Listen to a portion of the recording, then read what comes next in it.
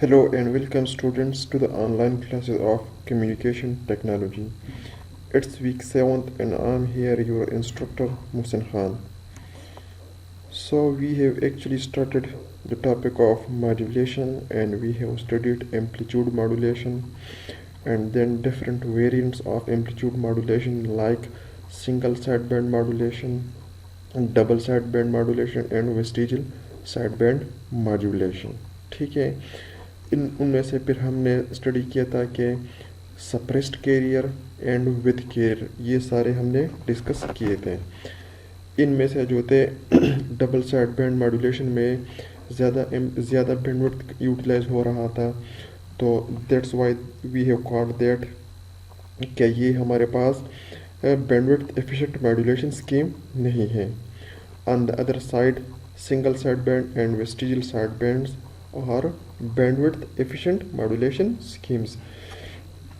So today we are going to start another type of modulation which is called exponential or angle modulation. So हमने start में भी पढ़ा था कि हमारे पास फॉर एग्जांपल अगर कोई भी सिग्नल है तो उसके 3 फीचर्स होते हैं जो कि है एम्पलीट्यूड, फ्रीक्वेंसी एंड फेज। ठीक है, और इन तीनों फीचर्स के लिहाज से फिर मॉड्यूलेशन के स्कीम्स भी आ जाते हैं, जिस तरह है एम्पलीट्यूड के लिहाज से एम्पलीट्यूड मॉड्यूलेशन, फ्रीक्वेंसी के लिहाज से फ्रीक्वेंसी मॉड्यूलेशन एंड फेज़ के लिहाज से फेज़ मॉड्यूलेशन। सो अब हमने ऑलरेडी एम्पलीट्यूड मॉड्यूलेशन स्टडी कर लिया है and now we are going to start frequency and phase modulation. So frequency and phase modulation को कलेक्टिवली एक्सपोनेंशियल मॉड्यूलेशन कहा जाता है या एंगल मॉड्यूलेशन कहा जाता है। So as we have already discussed that there are 3 features of a sinusoidal signal: amplitude, frequency and phase. और इन तीनों फीचर्स के लिहाज से फिर amplitude modulation, frequency modulation and phase modulation schemes आ जाते हैं। Mathematically, a sinusoidal signal is represented as s of t a sin theta of t. So ये एक मैथमेटिकल फॉर्म है एक साइनोसॉइडल सिग्नल की। ठीक है, सो इनमें अब हम 3 फीचर्स को डिस्कस करते हैं। ये ए जो डिनोट करता है एम्पलीट्यूड और ये थीटा टी हमारे पास डिनोट करता है फेज। ठीक है, और now you guys will be thinking and what about frequency. So frequency को हम ऑब्टेन करते हैं फेज से ही। सो अब ये हमारे पास है, ये मैंने यहाँ पे फेज लिखा है लेकिन ये हमारे पास है एम्पलीट्यूड। ठीक है, और ये थीटा टी जो है ये है हमारे पास है instantaneous phase. Instantaneous phase means कि किसी भी इंस्टेंट पे जो फेज होता है उसको हम कहते हैं इंस्टेंटेनियस फेज। एंड ये थीटा टी फिर किस चीज़ के बराबर है? Theta omega of T plus theta not. इस ओमेगा टी को कहा जाता है रनिंग फेज, क्योंकि ये हमारे पास टाइम पे डिपेंड कर रहा है। और ये थीटा नॉट जो है ये हमारे पास है phase shift. So if we replace this value in the above equation, so we will get S of T is equal to A sine omega T plus theta not.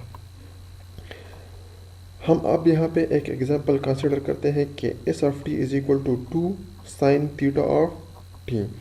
सो आप लोग अब यहाँ पे देख सकते हैं कि ये जो मैक्सिमम पॉइंट पे जो वैल्यू होता है उसको हम कहते हैं एम्पलीट्यूड, और यहाँ पे हमने डिनोट किया है 2। तो यहाँ पे 2 है तो इसका मतलब है कि यहाँ पे जो पीक वैल्यू होगी वो किस चीज़ के बराबर होगी? 2 के। और नेगेटिव साइड पे भी वही वैल्यू होगी, लेकिन नेगेटिव साइड पे हमारे पास होगी नेगेटिव वैल्यू -2।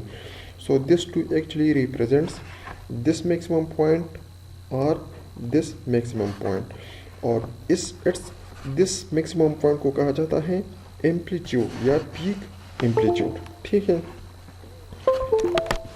पीक वैल्यू कहा जाता है। So we have already discussed that when this sinusoidal signal is multiplied with message signal and its amplitude varies with the amplitude of the message signal, it's called amplitude modulation. So amplitude modulation किसको कहते हैं? amplitude modulation उस process को कहते हैं कि जब हम किसी भी मैसेज सिग्नल को या इंफॉर्मेशन सिग्नल को मल्टीप्लाई कर लेते हैं किस चीज़ के साथ, किसी भी साइनोसॉइडल सिग्नल के साथ, और इसी साइनोसॉइडल सिग्नल को हम कहते हैं कैरियर सिग्नल। तो इसी कैरियर सिग्नल का एम्पलीट्यूड फिर मैसेज सिग्नल के एम्पलीट्यूड के साथ ही चेंज होता है। अगर मैसेज सिग्नल का एम्पलीट्यूड चेंज होता है तो हमारे पास जो कैरियर सिग्नल है उसकी एम्पलीट्यूड भी चेंज होती है। चेंज मीन्स कि अगर मैसेज सिग्नल का एम्पलीट्यूड इंक्रीज होता है तो कैरियर सिग्नल का एम्पलीट्यूड भी इंक्रीज होता है, एंड वाइस वर्सा। ये बात में हम एक फिगर के लिहाज से देख लेंगे तो आप लोगों को ये बात क्लियर हो जाएगी। इसी तरह when frequency of the sinusoidal signal, or we can say carrier signal, varies with the variation in amplitude of message signal, it's called frequency modulation। अब फ्रीक्वेंसी मॉड्यूलेशन किसको कहते हैं? फ्रीक्वेंसी मॉड्यूलेशन उसको कहते हैं कि जब हमारे पास कैरियर सिग्नल की फ्रीक्वेंसी मैसेज सिग्नल की एम्पलीट्यूड के लिहाज से चेंज हो जाए, सो उसको हम फिर कहते हैं फ्रीक्वेंसी मॉड्यूलेशन। इसी तरह अगर कैरियर सिग्नल का फेज़ मैसेज सिग्नल के एम्पलीट्यूड के लिहाज से चेंज हो जाए तो उसको हम फिर कहते हैं फेज़ मॉड्यूलेशन। ठीक है। So phase and frequency modulation are collectively called as exponential और angle modulation. Before going in detail of frequency and phase modulation, we derive a relation between frequency and phase। ठीक है, लेकिन इसमें जाने से पहले मैं आप लोगों को क्लियर कर दूं कि what's amplitude, frequency and phase modulation through a figure. तो अब हमारे पास ये 3 फिगर्स हैं। ये हमारे पास है एम्पलीट्यूड मॉड्यूलेशन, ये हमारे पास है फ्रीक्वेंसी मॉड्यूलेशन, ठीक है, और ये हमारे पास है फेज मॉड्यूलेशन। तो अब अगर हम यहाँ पे जो मैसेज सिग्नल है उसको भी कंसिडर कर ले कि ये एक साइनोसॉइडल सिग्नल है, साइन सिग्नल है, और यहाँ पे जो कैरियर सिग्नल है वो भी साइनोसॉइडल सिग्नल है, लेकिन आप लोग यहाँ पे देख सकते हैं कि इसकी फ्रीक्वेंसी कम है और इसकी फ्रीक्वेंसी ज़्यादा है।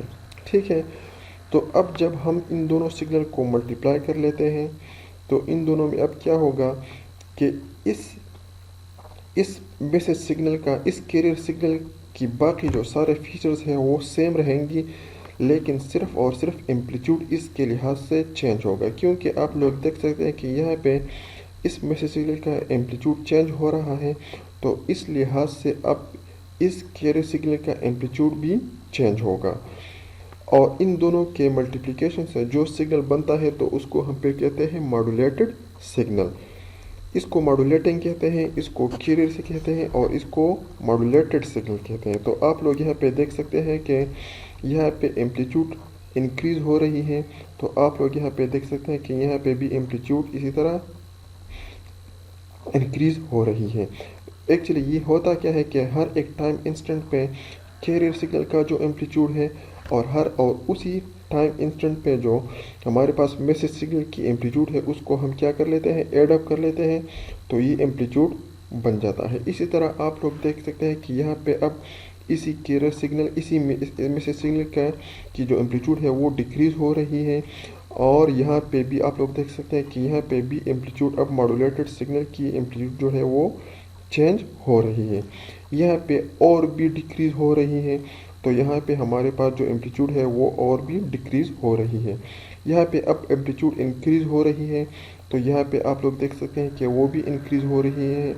इसी तरह अगर आप लोग देखें तो अगर एम्पलीट्यूड चेंज हो रही है तो उसके लिहाज से हमारे पास इसी कैरियर सिग्नल की एम्पलीट्यूड भी चेंज हो रही है।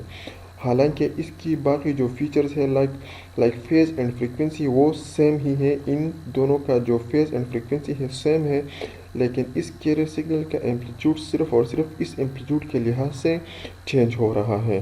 So that's why it's called amplitude modulation. Now अब हम देखते हैं कि व्हाट्स एक्चुअली फ्रीक्वेंसी मॉड्यूलेशन।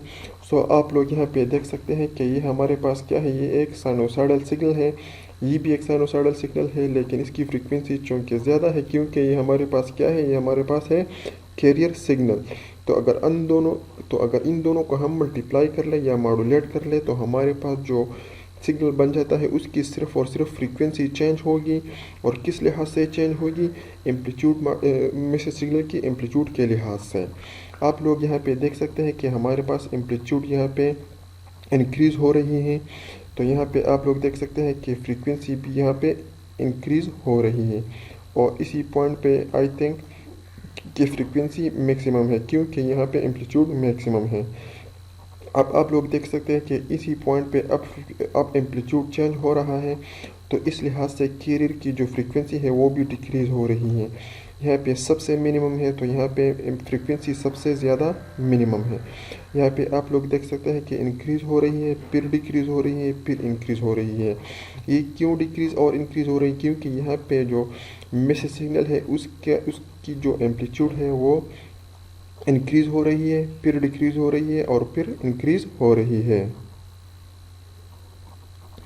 तो इस तो यहाँ पे अब जब इंक्रीज़ हो रही है, फिर डिक्रीज़ एम्पलीट्यूड हो रही है, फिर इंक्रीज़ हो रही है, फिर इंक्रीज़ हो रही है, डिक्रीज़ हो रही है, फिर इंक्रीज़ हो रही है, तो उस लिहाज से हमारे पास यहाँ पे फ्रीक्वेंसी भी इंक्रीज़ हो रही है, फिर डिक्रीज़ हो रही है, फिर इंक्रीज़ हो रही है। So that's why it's called frequency modulation. अब थर्ड नंबर है फेज़ मॉड्यूलेशन। फेज़ मॉड्यूलेशन में एक्चुअली होता क्या है कि हमारे पास जो कैरियर सिग्नल है उसकी फेज़ चेंज होती है, बाकी जो एम्पलीट्यूड और फ्रीक्वेंसी है वो सेम रहती है। और किस लिहाज से चेंज होती है? एम्पलीट्यूड के लिहाज से चेंज होती है। तो आप लोग यहाँ पे देख सकते हैं कि यहाँ पे अब क्या है, यहाँ पे इसी पॉइंट पे अब एम्पलीट्यूड डिक्रीज़ होगी, तो इसी पॉइंट पे अब यहाँ पे फेज़ भी चेंज हो रही है, और बाकी जो फीचर्स है लाइक फ्रीक्वेंसी एंड एम्पलीट्यूड वो सेम है। So all these are actually types of modulation and we have seen through them figures. सो अब हम अब पहले वाले टॉपिक पे फिर जाते हैं कि before going in detail of frequency and phase modulation, we derive a relation between frequency and phase. So अब हमारे पास ये एक कैरियर सिग्नल है FFT AC cos theta of t। इस थीटा ऑफ t को कहा जाता है इंस्टेंटेनियस फेज, और इंस्टेंटेनियस फेज किस चीज़ के बराबर है? FFT AC cos omega CT and pi of theta naught. ये थीटा नॉट क्या है? ये फेज शिफ्ट है, और ये हमारे पास रनिंग फेज है। सो अब हमारे पास यही थीटा टी है। Theta T is equal to omega C T plus theta naught. So by taking derivative of instantaneous phase, we will get instantaneous frequency. So here d by dt of phase, instantaneous phase, is equal to d by dt omega ct plus theta naught। ये बन जाता है d by dt of omega ct plus d by dt of theta naught। अब अगर इस चीज़ का हम derivative ले लेंगे तो ये हमारे पास क्या बन जाएगा? ओमेगा सी चूँकि कांस्टेंट है वो तो वो बाहर निकल जाएगा। इसी तरह फेज शिफ्ट जो है वो ज़ीरो है, so derivative of zero phase shift जो है वो एक कांस्टेंट वैल्यू है, so derivative of a constant is equal to zero. So हमारे पास जो रिलेशन बन जाता है वो ये बन जाता है कि हमारे पास जो इंस्टेंटेनियस फ्रीक्वेंसी है उसको हम obtain कर सकते हैं by taking derivative of instantaneous phase. ठीक है, so instantaneous frequency is equal to derivative of instantaneous phase. Omega i is equal to d by D T of theta t, and what's theta t? Theta T is actually instantaneous phase.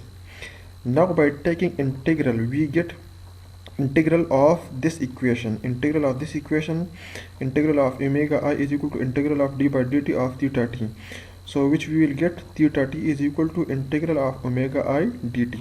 This equation shows us that if we have instantaneous frequency and we take its integral, so we will get instantaneous phase। ठीक है, so हमारे पास दो जो main features है, parameters है, like instantaneous phase और instantaneous frequency. सो इन दोनों को हम एक दूसरे में कन्वर्ट कर सकते हैं।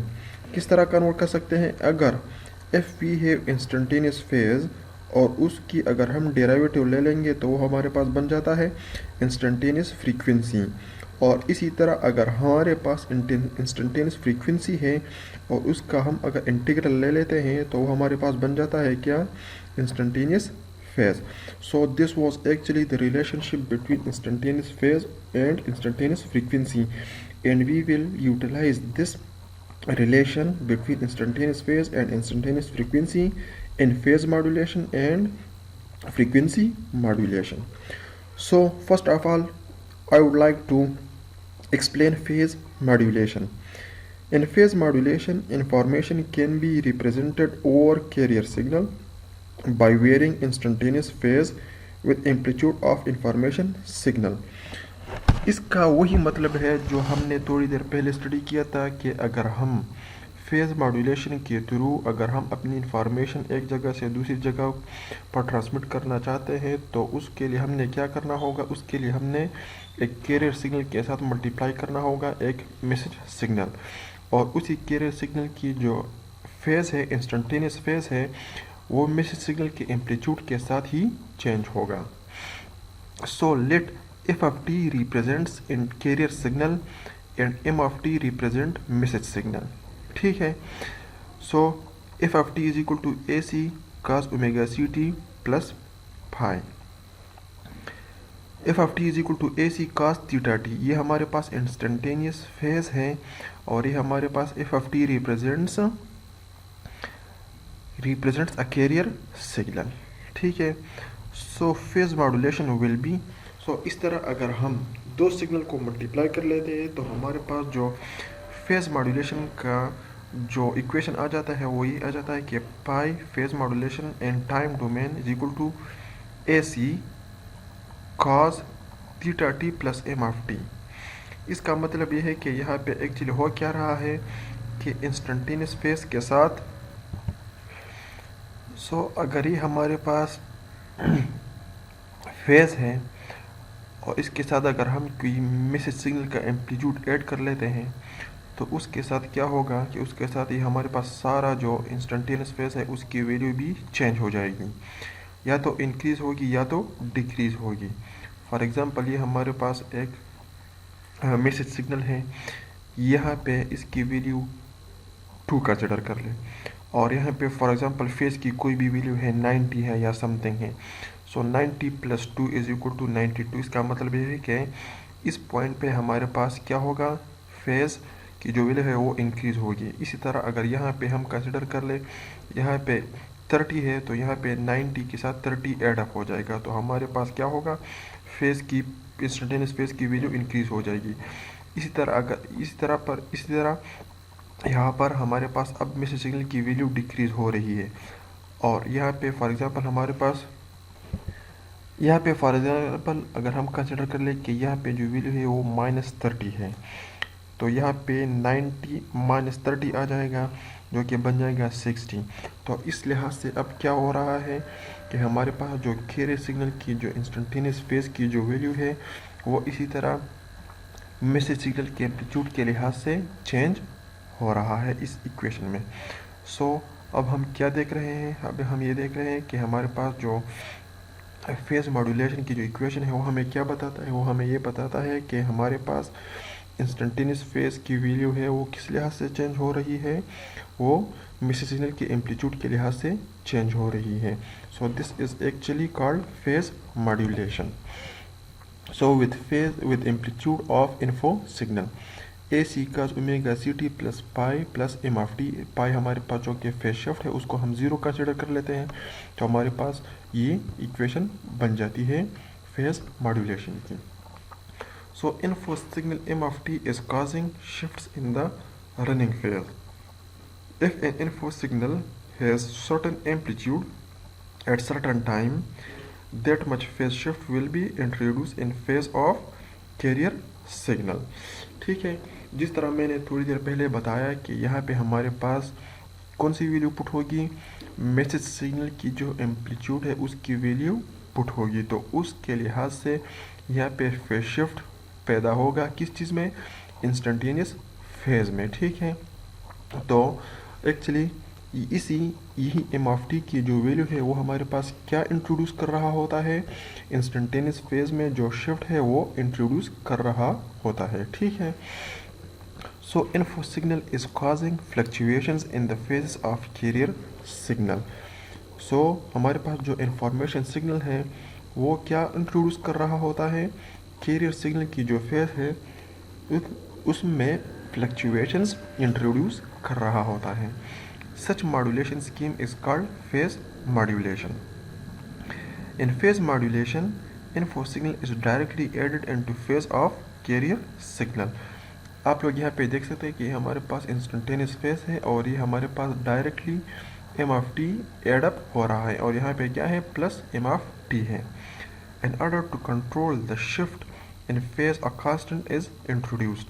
अब ये शिफ्ट कितना होगा, ज़्यादा होगा, कम होगा, कितना होगा, उसको हम कंट्रोल करेंगे किस चीज़ के थ्रू, एक कांस्टेंट के थ्रू जो कि हम डिनोट करते हैं के पी से।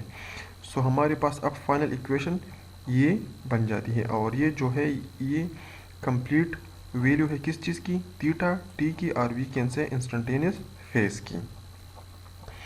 So as we have already derived that instantaneous frequency is obtained by derivative of instantaneous phase। अब हम क्या करते हैं, अब हम ये देखते हैं कि हम जो फेज मॉड्यूलेशन है उसको हम फ्रीक्वेंसी के लिहाज से किस तरह डिस्क्राइब कर सकते हैं। सो इसके लिए हमने थोड़ी देर पहले हमने ये स्टडी किया कि what's actually the relationship between instantaneous phase and instantaneous frequency.